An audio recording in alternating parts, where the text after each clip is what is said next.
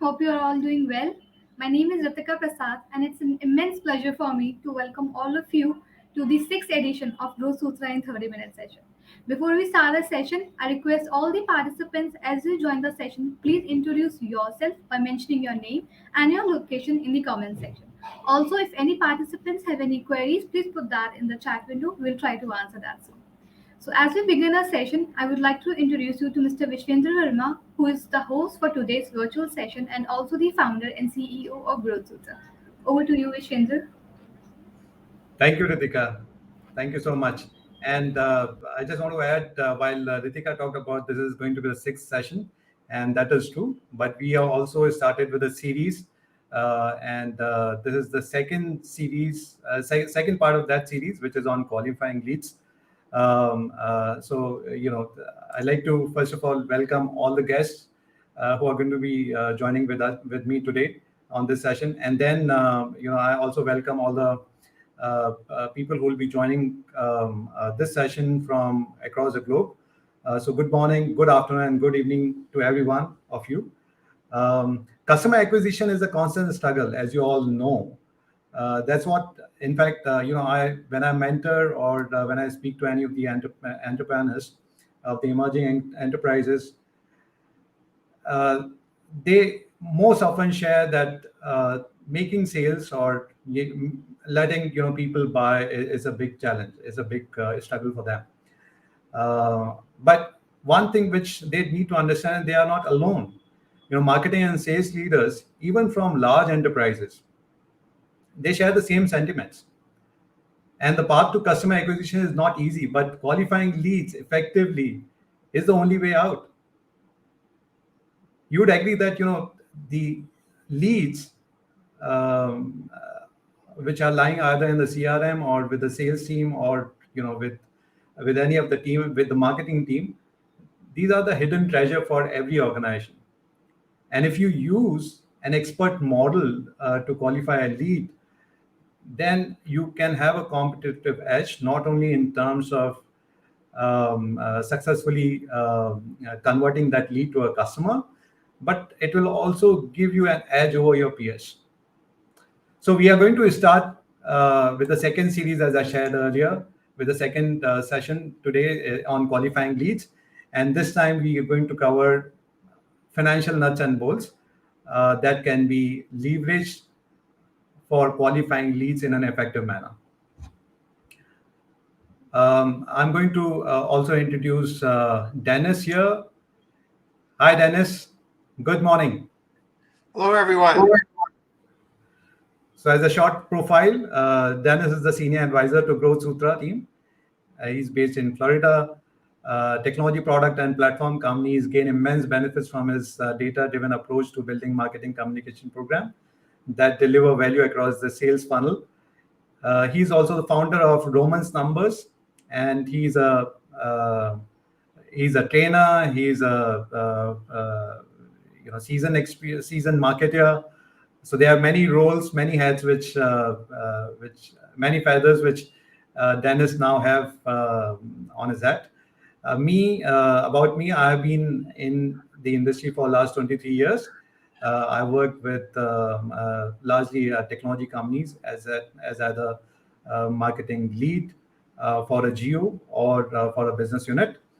I started Growth Sutra in the year 2020, and since then we have been working with a lot of small and mid-sized enterprises.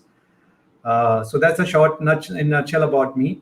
The flow of the session is we are going to have a lead qualification success criteria. That's how we are going to begin with. Then we would talk about financial nuts and bolts for qualifying leads. We'll also have a practitioner reports. That's an element which we have included since last session. And we are going to have a sales leader from this industry who is going to talk about the best practices which he has been using for C-suite selling. And then, last, we are going to talk about the third part of the series, which we would be having in the month of June for you. So when in the last session we talked about leads and how to qualify, what are the various elements that you need to look at from a perspective of qualifying a lead. We talked about firmographic data, demographic data.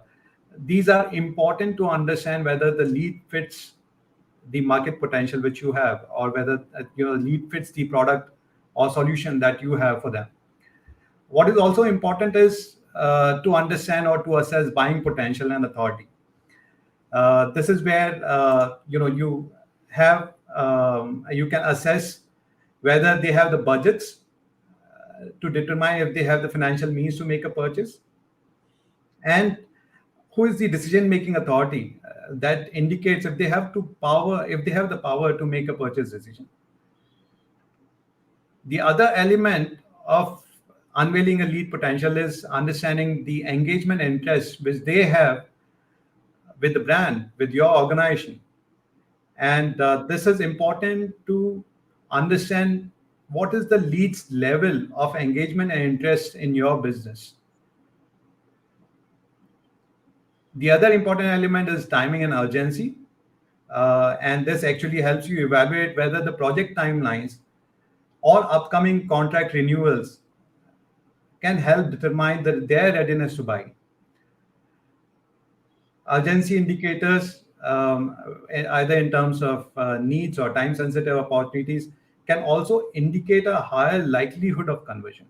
So this is also an important element for us to consider. The last but the most important factor is the qualifying. How do you qualify that lead? So qualifying factor is the category that we need to understand, and that is the criteria that you can use to define certain questions to gather information about the lead's need, pain points, and readiness to make a purchase. If I look at the, if I move to the next slide, I think this is what we talked about. But what is also important is qualifying factor is the holy grail. And this provides the valuable insights that you need to have or that you need to assess whether this lead has a potential to become a customer. And this is what we will be covering as part of the session today.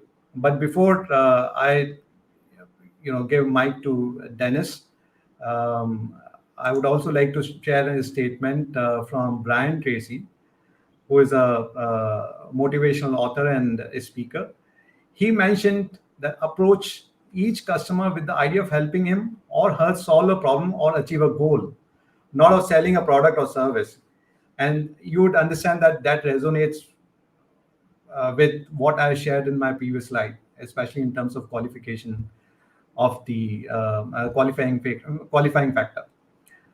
So without taking much of time, I'm going to invite Dennis for his set of slides. Dennis, welcome again on this session. Thank you, Vish. And thank you everyone for being with us today. I'm going to put on my New York speed today in a speaking style in order to cover as much ground as we can. Your time is valuable, and it's valuable to us. And thank you for being here. Okay. Our last session was called Qualifying Leads. Is it magic or science?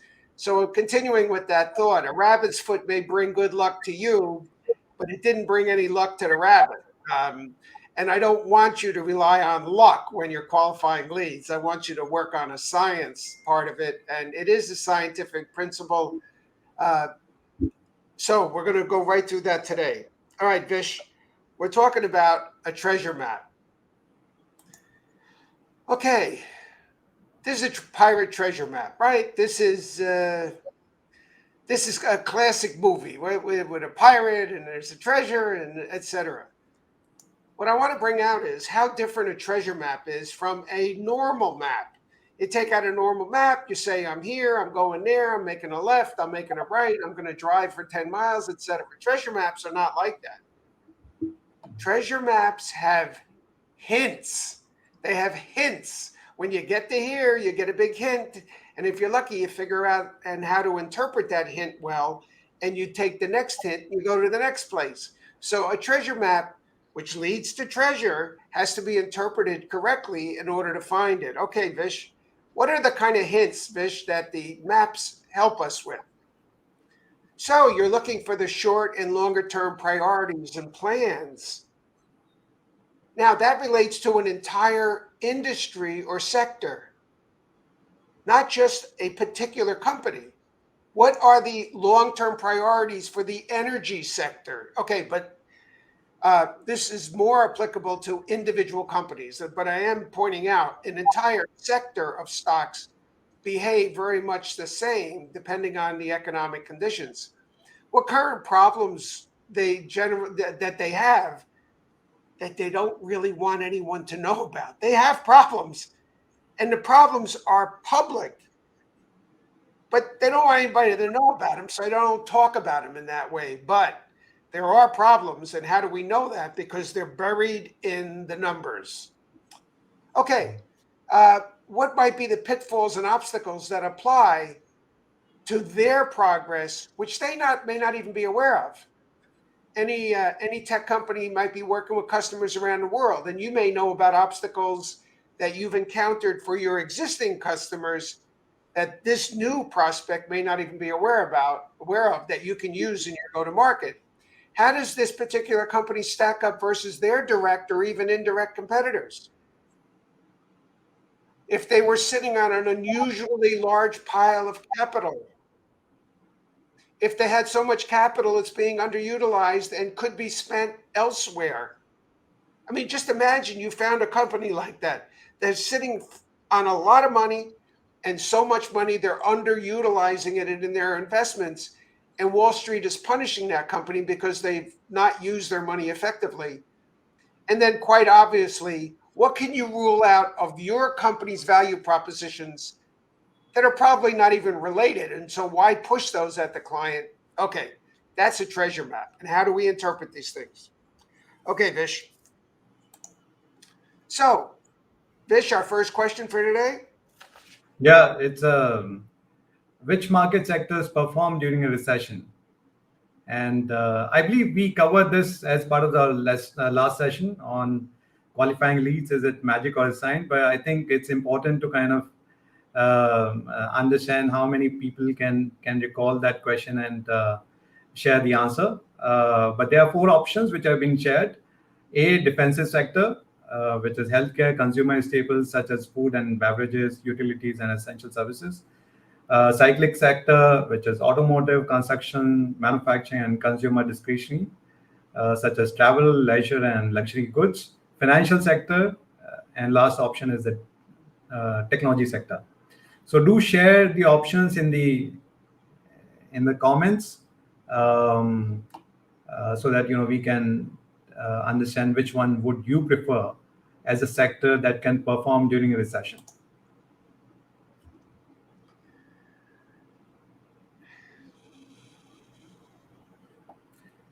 Okay, I think it's taking some time to sync that comments from the audience.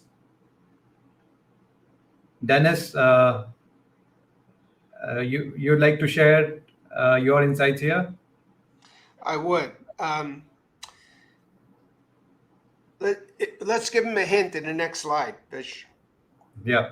Okay, during a recession, and if any of us are thinking that a recession is an academic question right now, I'd like to disabuse you of that thought. World economics are in trouble, and it doesn't take a real oracle to be able to say that. Okay, but during a recession, what are the characteristics of a recession? Certainly, sales or revenue decline, inventories. And inventories might be people sitting on the bench who are consultants, not just widgets sitting in a factory, but inventories rise. The ability to get at credit decreases. That low-cost money that everybody had for so long is ending because of the high interest rates. And general economic activity fails. Okay, I know this on a personal basis. I buy soda water at the store. Soda water, seltzer, soda water. And in the last 6 months, it went from $2 a 6-pack to $3 a 6-pack. Now that dollar isn't going to make much difference to me. I get that. But the percentage of change is enormous. My toothpaste went the same way. Everything we buy has gone up 30, 50, just enormous. Okay. Now, historical outperformance during this phase include consumer staples, healthcare, energy, communications, and utilities. Meaning, if you had companies to pick on to go after, you might want to pick on companies that are in these sectors because they're the ones that do better than other companies in a recession. And the ones that have historically underperformed, financials, information technology, industrials, and materials. Okay, let's look at the next slide quickly, Vish. And I only want you to see this because this brings out a great point. In the last two slides, Vish and I were sharing with you text, sentences, questions.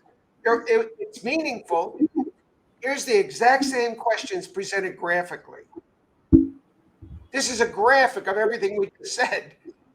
And you can see how easy it is to capture it when you present the information graphically. And so true is that in your PowerPoints when you're talking to your customers. If you can present it graphically, which is not the same as graphics, graphically, you're going to be able to communicate much faster. Okay. Next slide, Vish. Okay, we have got a few responses from Martin, Rohan, and Ankit. And actually, most of them have talked about A, while Aditya also talked about D as an option. But yeah, you clarified on the technology sector. Rohan did comment that we saw during COVID, e-commerce and defensive did rather well, and he's too. E-commerce and defensive sector actually done pretty well during COVID times. And of course, you can actually have the same parallel as the recession, which is seen currently, which is either in US or in other geographies. But you would see probably the same industries may do well during the recession, while other may get a hit, as what Dennis shared in his previous slides. All right. Okay, Dennis. All right. So now we went one too far. Go back up once. Okay. So now we're talking about financial nuts and bolts. Okay. So the CEO has something to say, and we're going to discuss that briefly. A lot of this begins with not where were we, it begins with where are we going? And that's what you want to know if you're doing lead qualification, right? So the CEO speaks, that leads to what happens on the income statement, which leads to the cash flow statement, which leads to the balance sheet, and it leads to what the business and the business community and the analysts are saying about any given company. Okay, so if you looked at that and you go, yeah, this looks good. I'd like to be chasing companies that look like that. And you would do well to chase companies that look like that, as long as you can interpret the clues on the treasure map. Okay, and the next slide is just as meaningful. The CEO may say, this is where we want to go, but you know what? The year didn't go for that CEO the way he thought or she thought it was going to go. And these things are sliding down. Does that mean you shouldn't go after this company? No. But you're going to have a harder time potentially going after this company because they're in trouble.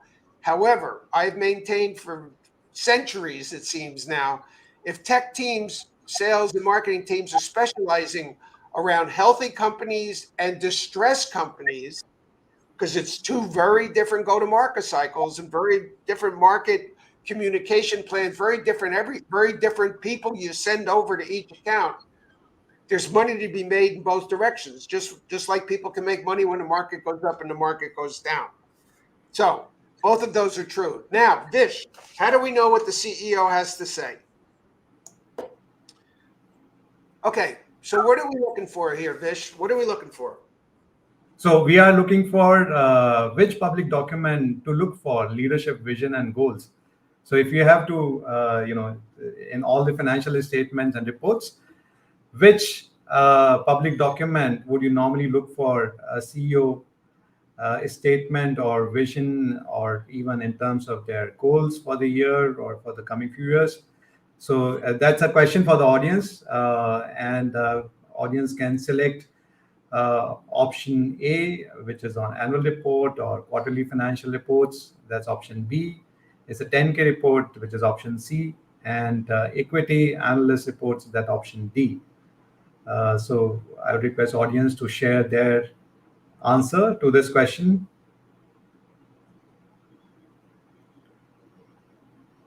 In my opinion, this is easy. People who have been in the industry and following their customers, I think they know where to look for CEO vision or goals. Okay, I think it's taking some time. Okay, yeah, we got a response from Aditya. Yeah, Rohan talked about A and D. Oh, Martin talked about B. All right. Okay. Interesting responses. Dennis, over to you. So, as is the case with many of our questions, Vish, there's really no wrong answer. It's really a matter of degree. Okay, it's a matter of degree. So let's look at the annual report and see what it says. Back up one. Okay, so the annual report, the CEO messages and goals. Now, any of you on the call today, if your boss walked into your office today and said to you, show me the CEO messages for the 10 accounts that you're in pursuit of, would you just whip out a piece of paper, or would you go, humma, I'll get that for you later today? Ideally, you would know that the CEO messages for this particular bank you're chasing are X, whereas the CEO messages for this energy company you're chasing is Y. So the CEO is going to lay out those messages, and there's the primary voice. Or said backwards, if you are not identifying those and using those and plastering them up on your wall, because it's not just, Dennis, some of these messages are so abstract, I can't do anything with them. I get that, but I want to share, abstraction can really be helpful. Because if you're talking to a line of business manager about doing something, and the line of business manager is vacillating or whatever, not really sure, yada, yada, yada, you could point to the CEO messages, even if they are a little abstract, and say, well, the CEO said we ought to be doing this, and this feeds that.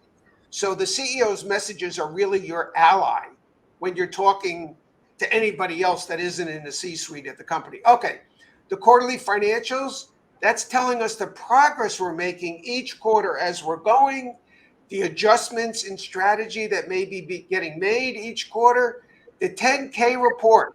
If this is unknown to you, get this tattooed on your arm. The 10K report tells you which lines of businesses. Amazon is having some problems today. It's not having problems in all of its lines of business. So you're not going to sell anything to Amazon. You're going to sell it to somebody at Amazon who works in a particular line of business. And you want to know if those lines of business, okay, so fine. The 10K report is for that. And the equity analyst reports, this is like, I don't know what to tell you. This is like, here's a sign to say that the pot of gold is right there. The analysts are telling you the red, green, and yellow flags that are affecting this company. All right, Vish. Yeah, in the meantime, we have got some interesting comments, especially Rohan has shared that, if it's a startup, I would look at the red herring prospectus as well. And he's correct from that perspective, because red herring prospectus will give you a lot of details about the startup. And then he also mentioned that GPT 4.0 will give us answer to the CEO message and vision. Well, that's an area which is kind of growing, and a lot of analysts, a lot of people have going to ChatGPT or even GPT 4.0 to figure out more details about the customer. But let me warn you. In fact, in the last few days, I have seen a news article wherein some of the investors, they actually followed guidance from GPT 4.0, which stocks they should pick to invest. And actually, the GPT 4.0 faltered in terms of providing the right guidance to them. and then became a news. So yeah, we have to be careful when we are using GPT 4.0 to understand, to get a clear understanding of what are the vision and goals. But yes, it can be indicative. I mean, that can give you some guidance, but don't rely on that guidance alone. That's my suggestion. Okay, I'll move to the next slide. Who can All tell right. us what we need to know? All right, so just very quickly, we used this slide last time, but I want to reiterate it. You can see on the 4 columns to the right of the C-suite personnel. What I'm trying to explain here is if we're trying to find out where the company has been, the CEO is going to have a good deal to say about that, but he'll rely on his COO and CFO to tell you how they have accomplished what they've accomplished. The larger voice is the CEO, but he'll also make room for the COO and CFO to also speak up and explain what we've accomplished. But then as it starts to get into how did we get to where we got to, the CEO will often rely more on the COO and the CFO. Okay, so fine, that's history. The future is very different. When the company speaks about where they're going, it's all CEO. He or she dominates the stage. He or she dominates the voice of what the company is going to say about where they're going. How will they get there? He shares that spotlight, or she shares the spotlight with the COO and the CFO. This chart explains, I think, pretty graphically and easily understand who's saying what about what and where you can go to for these messages. I also quickly point out the other people in the C-suite, the risk officer, the CMO, the CIO, I say they usually don't get to say anything. That doesn't mean they're marginal or bit players, by no means.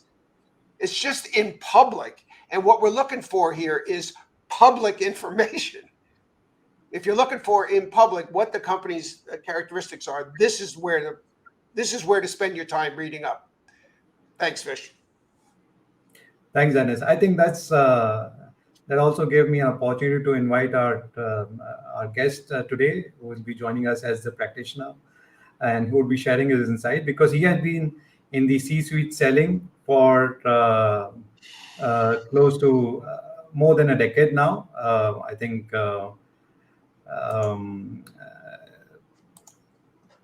Manu, who will be joining. Hi, Manu. You are on mute. Hi, Dennis. Hi, Vish. Yeah. So just a quick introduction. Manu is a business leader in general IT and ITS industry spanning over 20 years. I think it's more than 20 years, I believe, Manu. But I want to keep myself young. That's why I don't write 24, 25. Okay. So. All right. But he has been in sales leader for a couple of years now, and he has scaled up the businesses to multifold with experiences of US, UK, India, South Asia, and Southeast Asia. So almost covering all the geos except for Europe and Africa, I believe.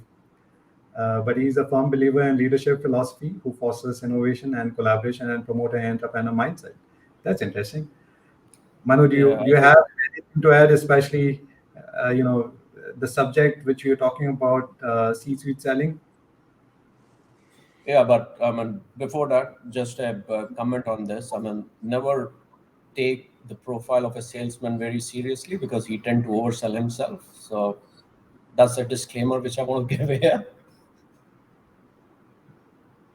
All right, but the LinkedIn profile certainly resonates with the customer, and that's what intrigues us as well. Let's use the LinkedIn profile to introduce a person. But yeah, let's get back to the question. How would you share? How would you assess C-suite selling, and what are the insights which you can share with the audience today?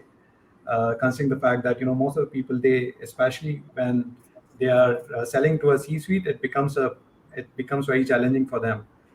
So, what are the steps would you recommend? What are your learnings, and how do you see? Because you have been involved in this, in this series as well. So, do you have anything, any learning from here that you can talk about? Yeah. No, thanks, Vish. And I think Dennis, in his previous slides, did touch on the aspects of C-level people, especially what are critical components for CEO, CFO, CMO, or whatever you call it. Now, one of the important thing is, especially when you are selling your solution, the biggest question mark is, what is the problem which you are trying to solve? I mean, is there a problem at all? Now, how would you find there is a problem? I mean, you'll definitely find problem through the annual reports or whatever documents which we have already talked about. I would not want to dwell in detail about it, which everybody knows. And for a CEO, there would be a set of problem. For CFO, there would be a set of problem. For the line department, there would be a set of problem. And below hierarchy, they would also have a set of problem. Now, how do we tackle those problems? The CEO problem would be, I want to take this company to multi-fold in next 5 years. Now, how do I put my solution in that vision? CFO issue would be, I'm not going to spend billions of dollars or millions of dollars to get a solution just to reach that point, because then my bottom line would get impacted. Now, CTO would say, I want the best technology in the world. By the way, there is no best technology in the world. So how do you create that best equilibrium between all the C-level, and where you fit your solution best is your mantra for winning that account.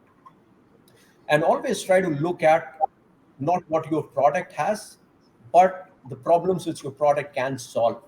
Generally, salespeople, and then that's how they are being groomed, is they have been given a lot of sales training in terms of product training, how best the product is, and then they get infatuated with the entire process, and then they start talking more about the product and less about how it's going to solve issues.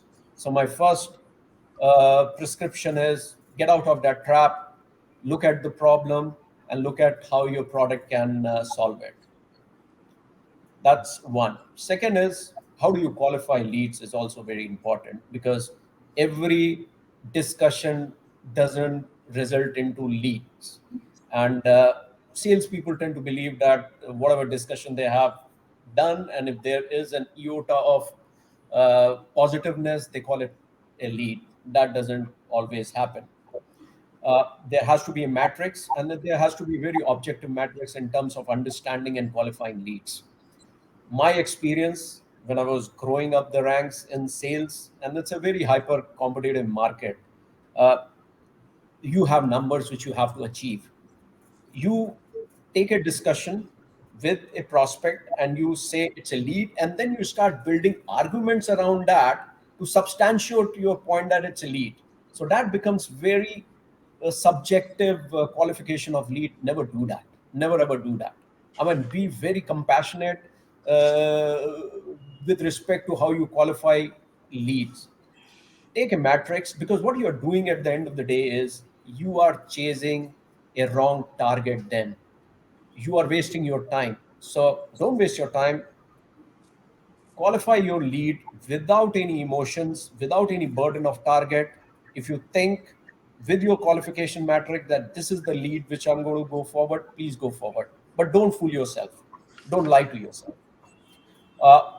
Apart from that, I mean, there are common matrices which everybody talks about, is in terms of what is their buying structure or decision making, how well we are involved in that, what is the budget, etc., etc. But that is something which everybody talks about. But I thought I would tend to talk about things which generally people don't say.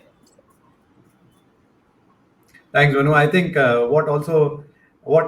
do you have a qualification matrix or qualification framework that you have defined, and you have been using that on and off, or you are reevaluating that qualification matrix for each of the deal or for each of the customer prospect?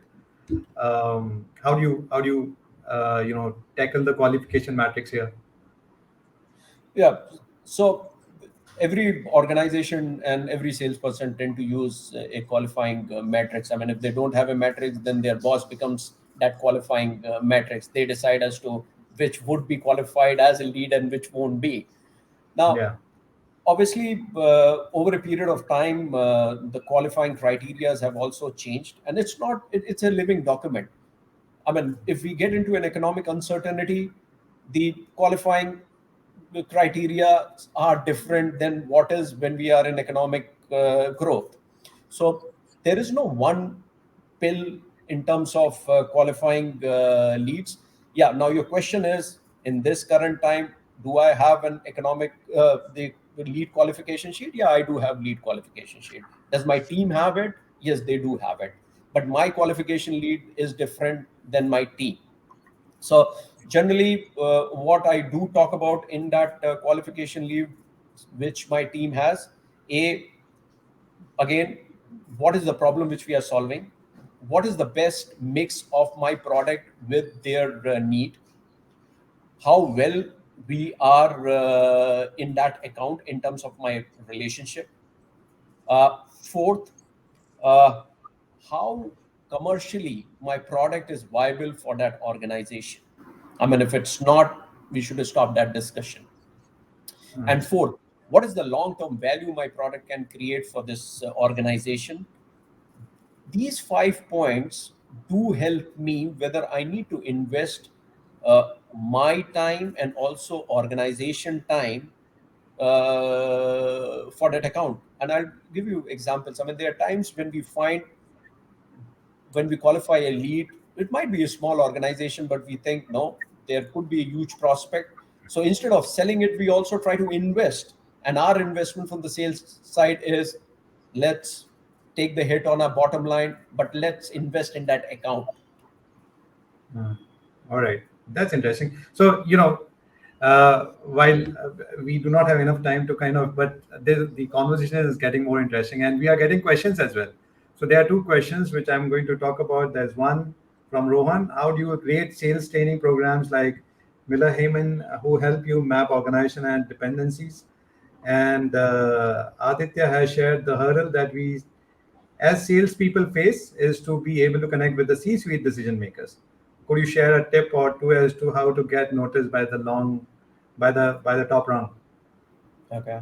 So first, on the sales training, I mean, all the trainings are good because that gives you a direction and different perspective to approach a problem. Now, can we use the same concrete approach in sales? Probably no, because at the end of the day, we all have understood. I mean, sales is it's 40% or 50% interpersonal relationships also. So can you really create a mathematical equation in interpersonal relations? Answer is no. So my advice is understand those perspectives, use best practices, but also follow your gut, also follow your experience, also follow your interpersonal relations. That would not come from any training.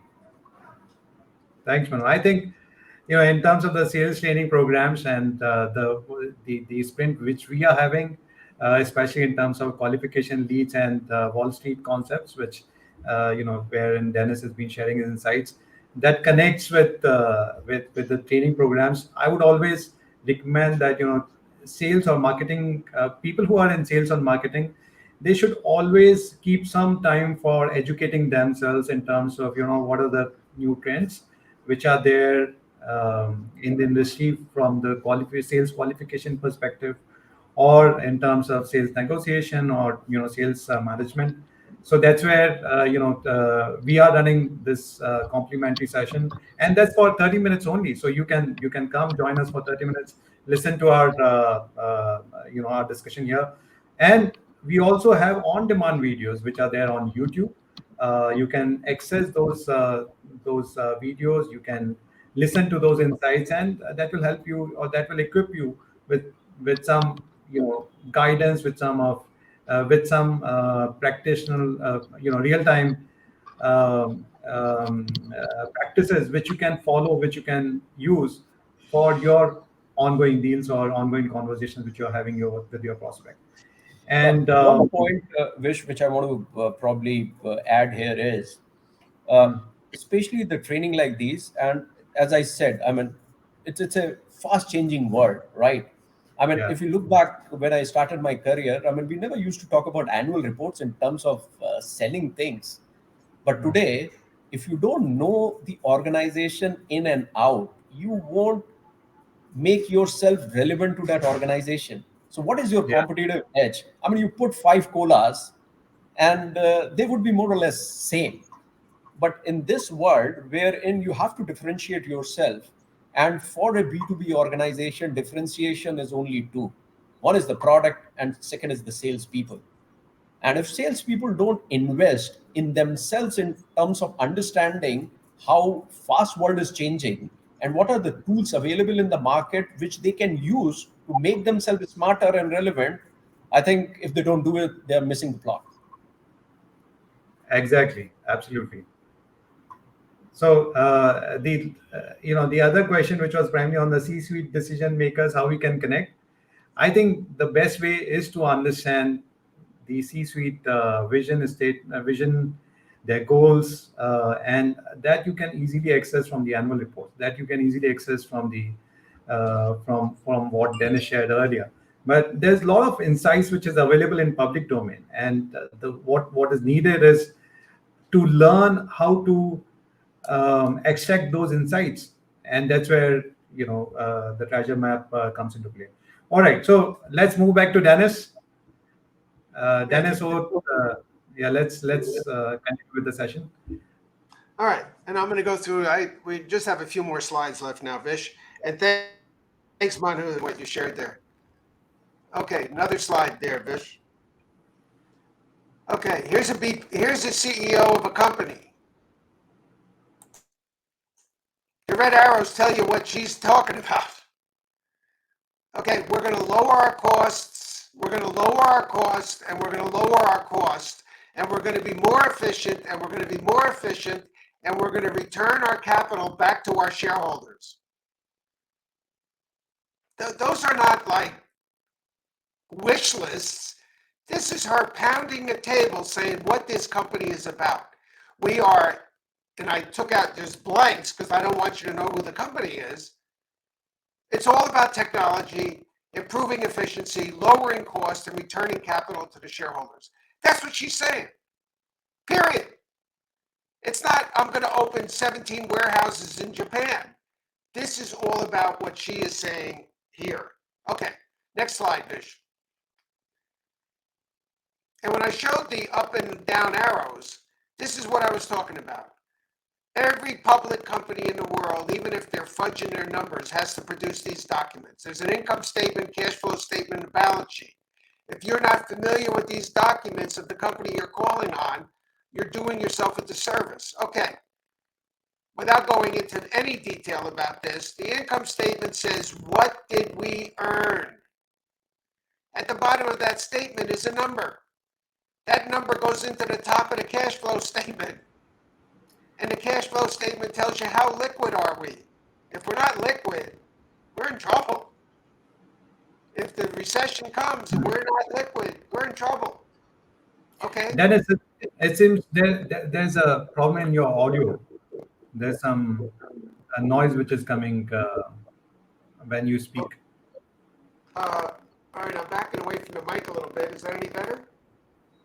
No, there's a disturbance still. How about now, Vish?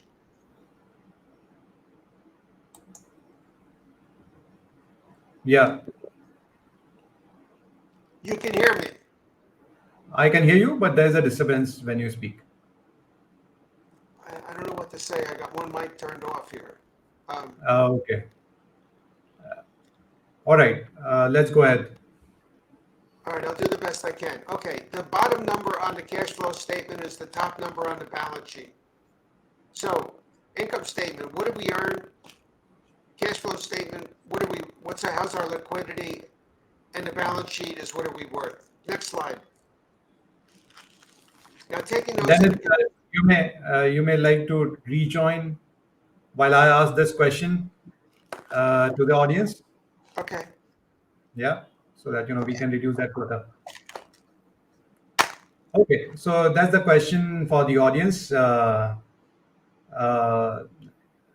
the question is: your boss is handing out accounts for pursuit, and he has shared these three charts, which is of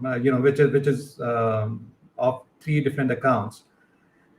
On the basis of the initial reading of these charts, which one would you choose? So there are three accounts, A, B, and C, and you can share your option in the chat window. On the basis of the chart, which one would you choose to pursue?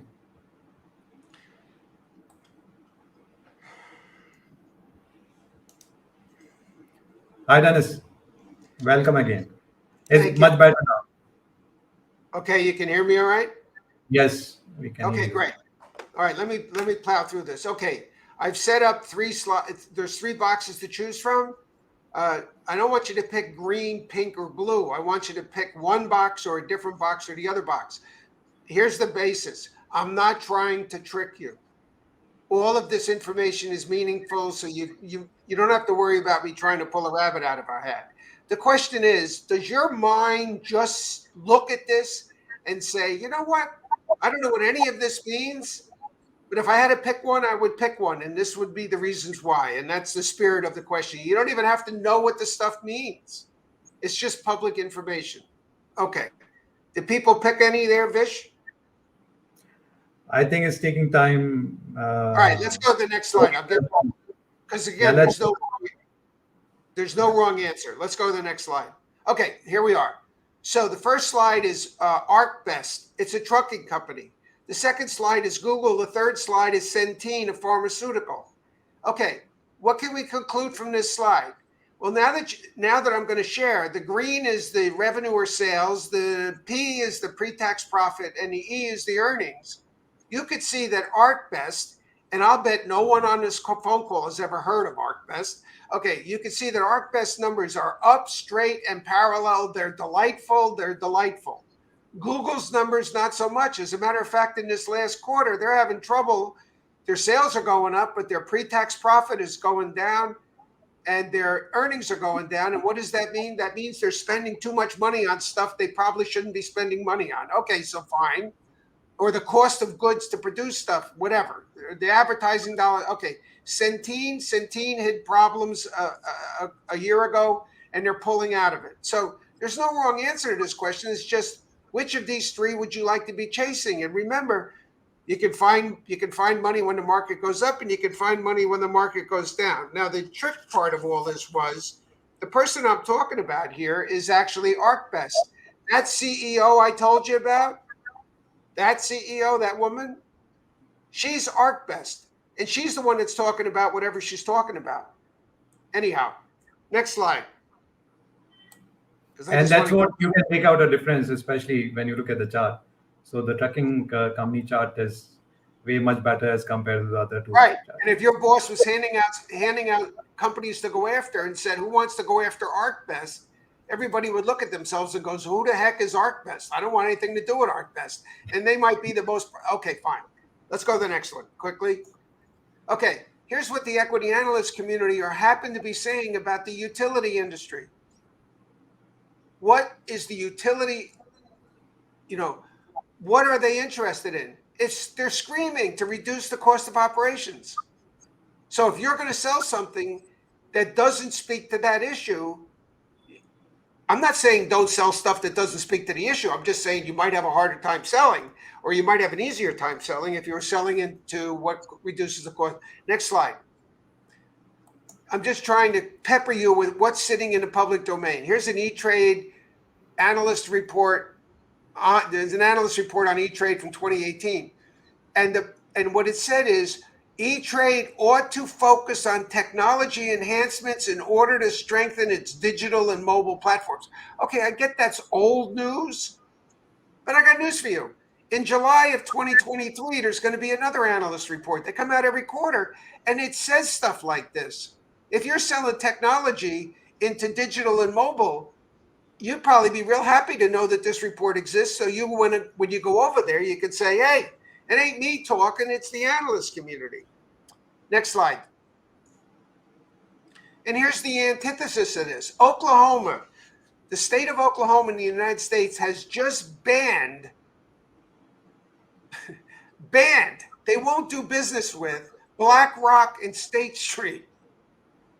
They're saying BlackRock and State Street, who's managing their pensions, is an advocate for doing away with the energy sector, which is where Oklahoma makes all of its money. So the governor says, I'm not doing business with, by name, he is mentioning that BlackRock and State Street are off the books. I mean, you talk about an in-your-face statement by an entity sitting on a lot of money. I'm just saying there's so much info in the public domain. One more slide, Vish. This one's on Goldman Sachs. This is, again, 2018, and it says Goldman Sachs is going to reduce its buyback program. And you know what that does for reasons you may or may not understand, but that means their stock price is going to go down. Okay, fine. So you know that. Who cares if their stock price? But they're stopping the buyback program in order to do what? Future investments for technology. That's where they're going to put their money. Wouldn't you want to know that if you were calling on Goldman Sachs? All right, Vish, we ran late.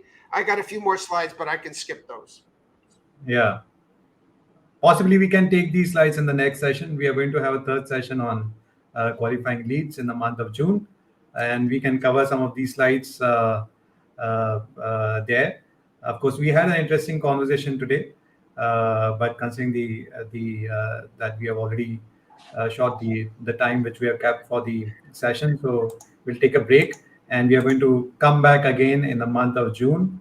We'll connect on 22nd of June, which is Thursday again, wherein we would talk about the qualifying matrix. But in the meantime, if you have any questions or any queries, you can reach out to me. My email ID is here, and you can also reach out to Dennis. His email ID is also shared here. We also have a repository of all the videos on LinkedIn, also on our website, and also on YouTube. You can visit any of these 3 channels to look at the past videos. In fact, even the recording of this session is also going to be live on LinkedIn and also on YouTube in the next few days. So this is the next session which we are going to have, and that's where we are going to talk about some frameworks which are of relevance for you for your future pursuit. And we are going to take a deep dive. In fact, today Manu talked about some of the qualification matrix. So we'll also cover some of the frameworks which are known in the industry and which could actually, which could fit in one scenario to another. So yeah, we'll connect with you on 22nd of June. Ritika has already shared a link to this webinar, LinkedIn live session. So do share your interest on LinkedIn so that you can block your seat, and you also get relevant notification insights which we are going to share as part of that network or the community which we are going to have on qualifying leads. So thank you again for joining this session and making this session more interactive. Thank you, Manu, for joining and sharing your insight. I think we can count on you as a as a person who can share more frameworks, realistic frameworks with the audience here. So I'll connect with you later, and we'll discuss if we can, if you have time available for the next session, then we can also probably have you for the next session as well. Thank you, Dennis, for your valuable insights. There's a lot of information that you have shared, which is certainly of relevance for all the people who have joined here. And we'll continue to see those insights coming from you. But if you for the audience, if you want to have even one-on-one sessions with us, you share your interest with us either on our emails or on LinkedIn, and we'll connect you to understand what exactly we want to cover as part of those sessions. But thanks for joining, and do share your feedback or any questions which you have, and we'll connect with you on 22nd of June. And thank you, Ritika, for managing the logistics.